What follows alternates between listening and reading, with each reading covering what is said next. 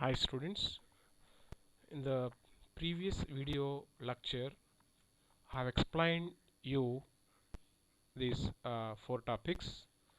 Now let us start the next topic, types and declarations. We know that the compiler uses 6 phases. The third phase is semantic analyzer. The semantic analyzer verifies the meaning of the source code and finds semantical errors. In this scenario, the semantic analyzer uses types and types expressions. That means types can be related to a variable or function return type and so on. And the applications of types can be grouped into the following: type checking and translation applications. First one, type checking. So type checking is a process of verifying the type of operands applied to an operator are compatible or not compatible. That means type checking ensures that whether the type of operands match the type expected by an operator. For example, C is equal to A plus B is an expression, suppose. Here A, B, C are variables and are expected to belongs to the same numeric type. Otherwise we say that these are not compatible. Suppose A is integer and B is float. In that case, these two are two different numeric types, so we can't perform the addition directly. So we say that these are not compatible for operator plus. Translation applications. By using the type of a variable name, a compiler can determine the storage that will be needed for that variable name at runtime. That means depends on the variable type. The memory allocated at runtime may differs. If it is integer in C language, suppose it occupies 2 bytes of memory. If it is float, it occupies 4 bytes of memory. So like that, if it is character, occupies only 1 byte of memory. That means depends on the type of variable, the storage, runtime storage will be calculated at compile time. In addition to that, type information is needed to calculate the address denoted by an array reference. To calculate the address of an array or particular element of the array, we need the types information. Second, to insert explicit type conversion. Suppose we can convert an integer into float or float into integer. Depends on types. Depends on types. What is current variable type and which type to which type we have to convert. So like that, we need type information. To choose the right version of the arithmetic operator, we need types information. For example, the meaning of plus may vary, depends on the context. Suppose it is applied between two integer variables, that means it represents addition of two integers. If it is applied between two floating point values, it represents the addition of two floating point values. So like this, its meaning may vary slightly. Next one, type expressions. The types of a programming language constructs are denoted by type expressions. So now come to the point, type expressions. So that means semantic analyzer uses type expressions. A type expression is either a basic type or it is formed by applying an operator called a type constructor. So that means the type expressions can be two types, basic type or constructed type. And what kind of basic types and constructed types available in a particular language depends on its facility. Next, consider the first one, basic types. Basic type expression represents the fundamental data type of a programming language. For example, the following shows the basic types of Pascal and C language. See the Pascal and C language. So here we have integer, real, char, boolean, void, all are basic types available in Pascal. Suppose its name maybe it's the keyword we use to represent the type may be different from language to language, but there is a concept. So for everything in general we will use type concepts. Second, constructed type. If a type constructor is applied to form a type expression, then it is called as constructed type. That means in general, constructed type expression represents the derived and user defined data types of a programming language. For example, derived and user defined of C language includes pointers, arrays, functions, structures like that. So all comes under constructed types. So we'll see the one example, array. We know that array is a collection of similar data items that share a common name. So how to write expression? We'll see that. So if T is a type and I is the index, then array of I comma T is a type expression. In general, we will write this kind of expression. Is a type expression that represents an array with T type of elements and with index set I. We take example for this. So the following shows the array declaration in Pascal and C language. See here, this is the declaration of array in Pascal language, and this is the method we declare array in C language. We know this.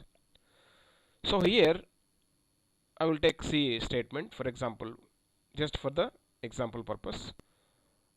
Array type integer a of 2, 3 means 2 rows, 3 columns. Can be read as array of 2 arrays of 3 integers. Array of 2 arrays of 3 integers each, and this can be written as type expression as shown below. So this is statement array of outer array, and internally we have 2 more arrays, and each array will have 3 integers. So this is called type expression,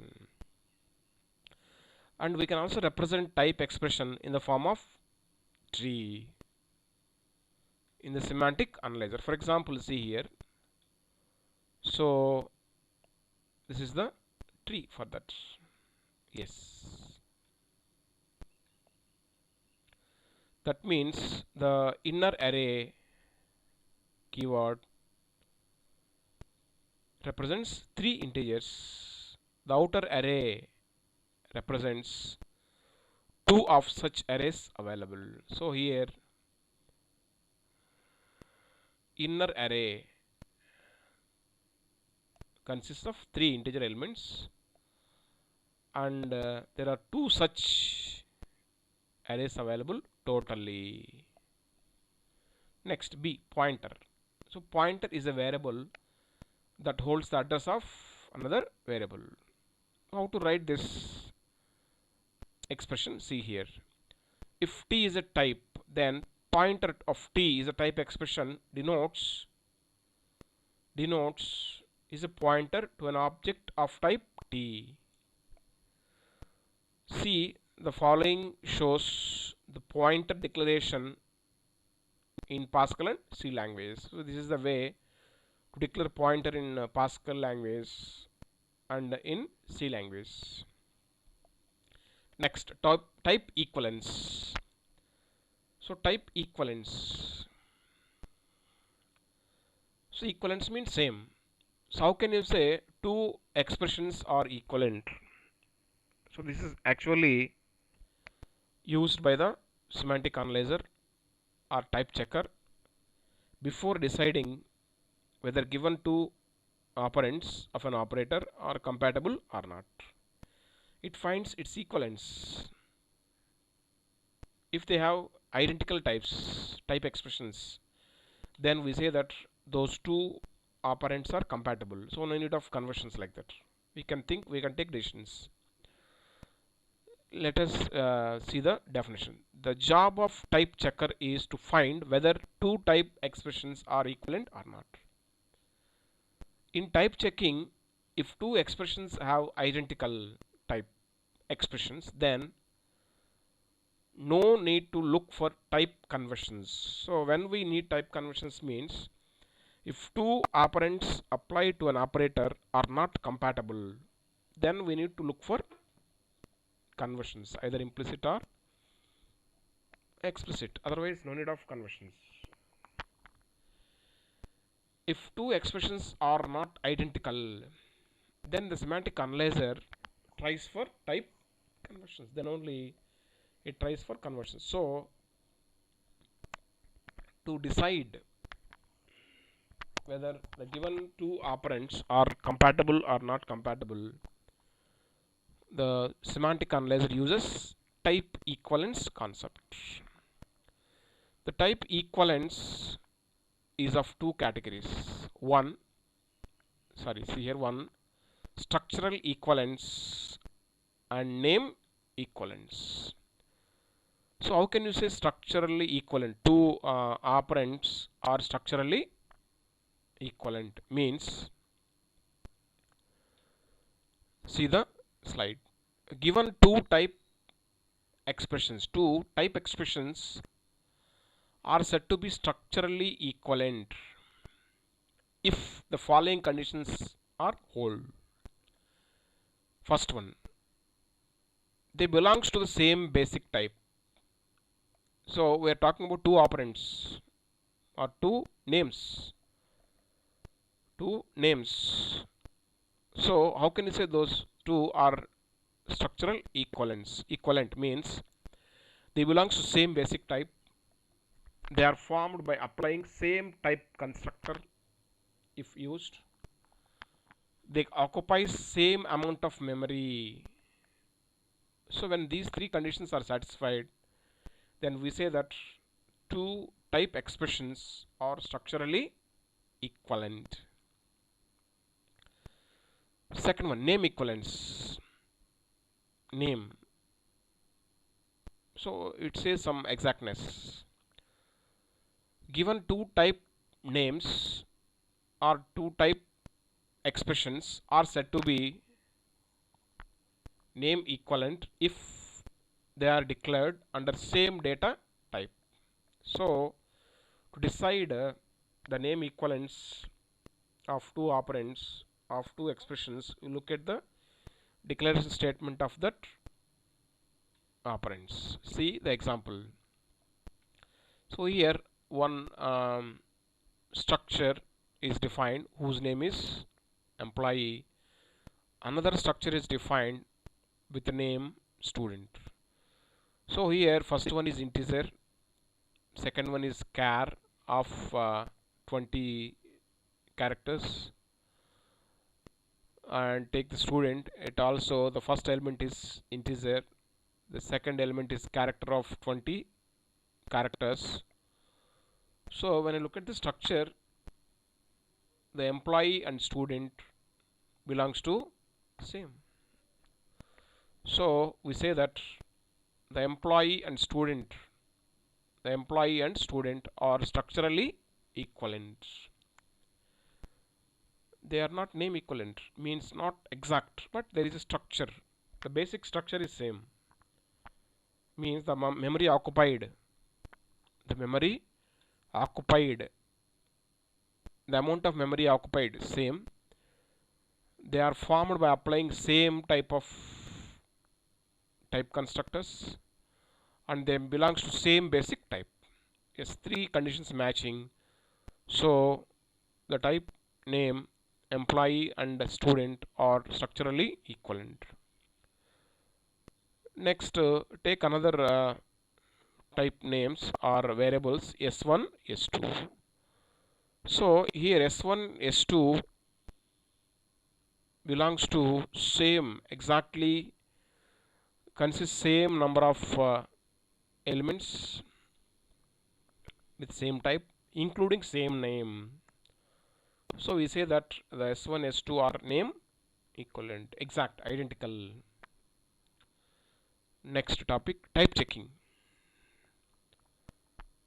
So type checker is a module of semantic analyzer of compiler design dedicated to the type checking process. We know the type checking. So type checking means is a process of verifying whether the given two operands or operands of an operator are compatible or not compatible. For example, the following are the type checking tasks. First one, checking operands of an operator are compatible or not compatible. Second, checking an integer variable value with respect to its range. Suppose I have declared a variable a integer type and I am doing assignment of some value to that. Whether the assigned value is within the integer range or not.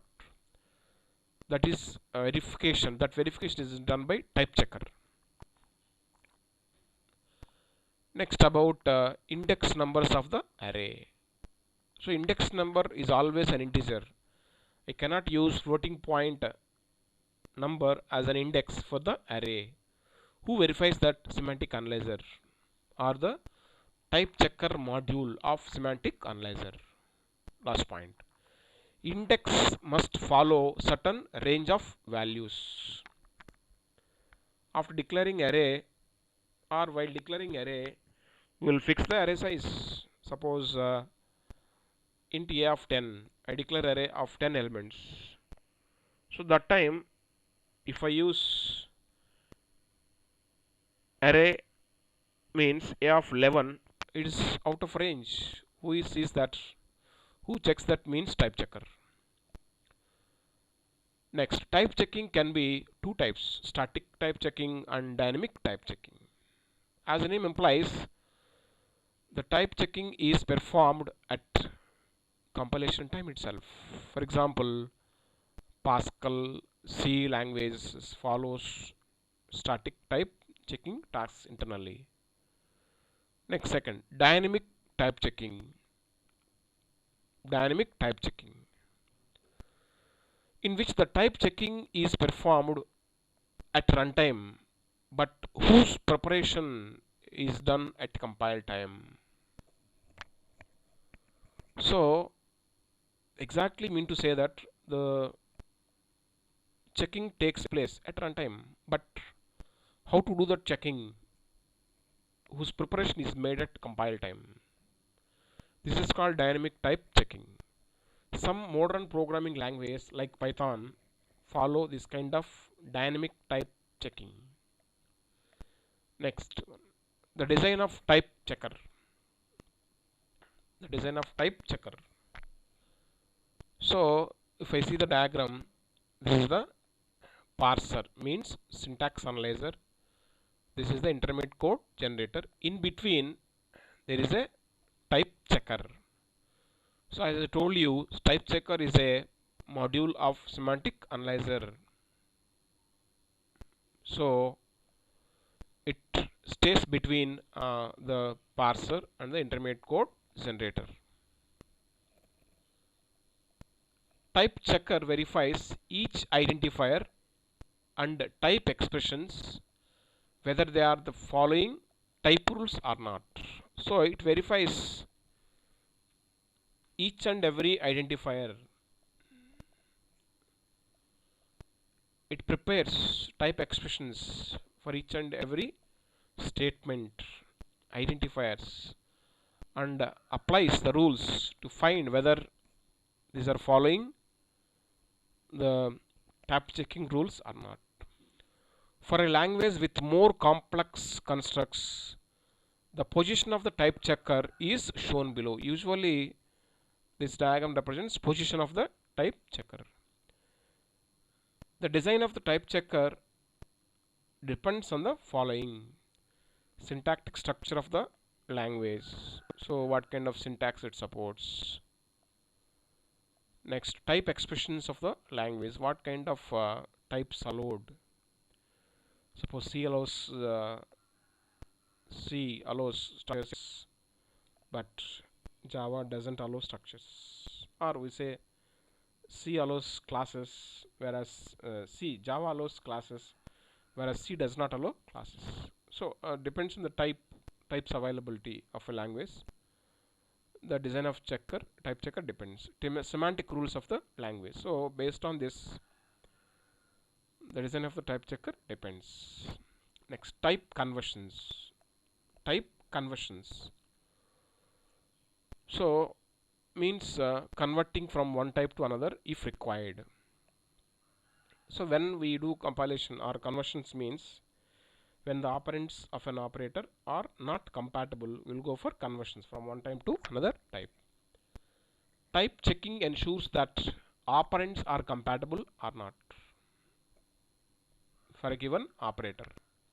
If not compatible, then it looks for the type conversions. See here, three statements are given. A is a integer type, holds 10 initially. B is a float type, holds initially 20.2, and C is floating point variable, initially holds nothing. And when I am trying to calculate addition of A and B variables, here A is integer type and B is floating point type, and we can say that these are not compatible for doing addition. At this time, the compiler converts variable A value into the floating point value, because here the result type is float. That's the reason of converting integer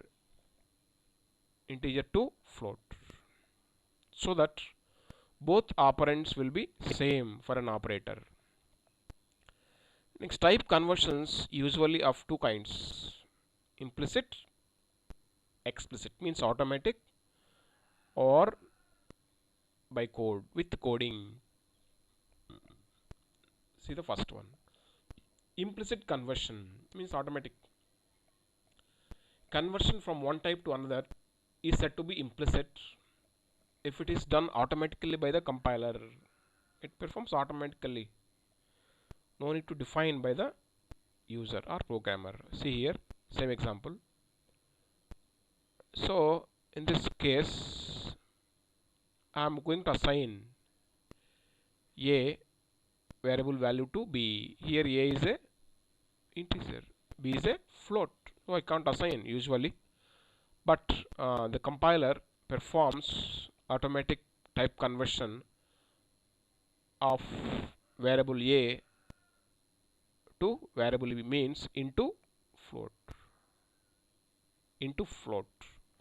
So A is int, it is going to be converted into float, whose value is going to be converted and assigned to B. This is done automatically, so it is called implicit type conversion. Second, explicit type conversion means the conversions that are explicitly defined by the programmer by the code is called explicit type conversions. See here, in this code, y is a floating point value and x is an integer value. I want to assign y value to x value. Here both are different types. In that case, I can specify the conversion by a simple statement, this form. This is called explicit type conversion. Next one, overloading of functions and operators. So some languages supports function overloading, operator overloading concepts. So in such cases, who resolves the function calls means the semantic analyzer or of compilation process. So what is the function overloading? Means function overloading is a process of using or defining multiple functions with same name. Function overloading is a process of defining multiple functions with same name by changing either type of arguments or number of arguments. See the example 1. See here, add function is defined twice. So name is same. Here parameters or arguments are two integers. Here are two floating point values. Some languages allows, for example, C++ language and Java language allows function overloading. So in this way, overloading. That means we can define multiple functions with the same name by changing either number of arguments or type of arguments. And when I call the function in this form, add of 50, 60, in this case, which one is going to be matched? That is resolved by the semantic analyzer. So here the compiler resolves the function call add of 50, 60 by matching it with the integer version of the function. This is also the task of the semantic analyzer. Similarly, operator overloading. So operator overloading is a process of using operator for multiple operations. Say for example, I will take example 1. Here I am writing C is equal to A plus B. Here A and B are integer types. So in this case, the operator plus represents addition of integers. Take the example 2. Here z equal to x plus y I am doing. Here x and y are floating point values. Sorry, this is wrong. Floating point values. So here operator plus represents the addition of two floating point numbers. Next example 3. Here a is equal to plus 20. Here plus is a unary operator, represents positive sign of the number. So in this way, the operator is having multiple meanings. Which meaning is applied is determined by the semantic analyzer. That process is called resolving. So operator overloading must be resolved by the compiler to determine the corresponding meaning of an operator based on its context. Next, last point, type system. Actually, type checking is implemented by type systems.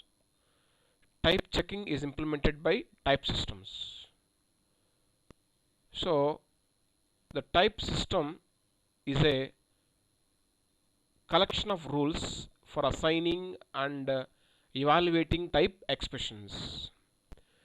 The components of type systems include all the concepts what I have told in this video till now. Okay, this all things comes under type system. Applying all these things, defining type expressions, defining type equivalences, or defining type conversions, or when to apply type conversion, and by following some evaluation rules, applying all these concepts comes under type systems. So up to now we have discussed these concepts. In the next video I will complete this chapter. Thank you.